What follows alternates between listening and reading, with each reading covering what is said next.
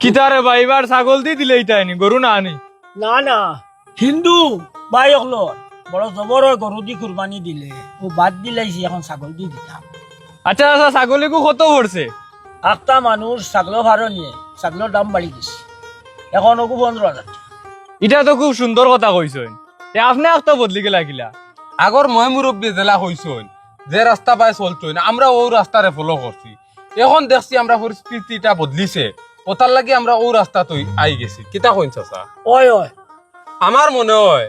গরুরে দেশের রাষ্ট্রীয় পশু বানাই দিলে আমার আর খুব ভালো লাগবে চাচা এক কাম করো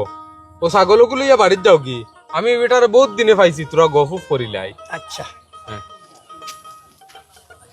চাচা তো যাইতরা গিয়া তোমার কিতা মনে হয় মানুষে গরু কুরবানি দেওয়া বাদ দিলেইবেন ভাই তুমি তো দুইজন মুসলমান নানি হয় হয় আমরা মুসলমান এমন এক জাতি যে জাতিয়ে বছরের ভিতরে 1 মাস পুরা আস্তা দিন আনা খাইয়া উপাস থাকতে পারেন আর ইটা তো গরু কুরবানি ইটা সাধারণ জিনিস ইটা চাইলে খেনে ছাড়তে পারতা না মাত খান ভাই ঠিক আছে দেখো একটা জিনিস বুঝার বিষয় মনে করো তুমি তেন বাজারও গেলাই গরু লোয়াত গিয়া 50,000 টাকা দি গরু একটা লইয়া বাড়িত লইয়া আর গাড়ি দি আইতে সময় পুলিশে দরিয়া তোমার তানিকু জব্দ হইল লইল তে 50,000 টাকা খানো গেল বেকার নানি ওই ওলা সাইরে ভাই তো খেদা খেদের হল নাজার অত টেনশন করিয়া আর অত চিন্তা করিয়া গরু কুরবানি দেওয়াতে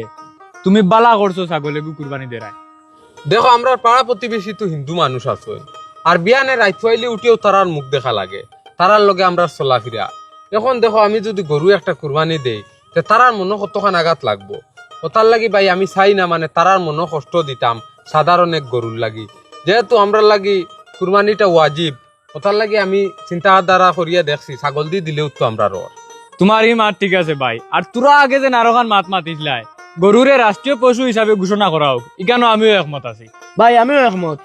তো তুমি তাই দুজনে গফ করো আমি গিয়া দেখি ছাগলিকু বালা করে বান্ধিলেন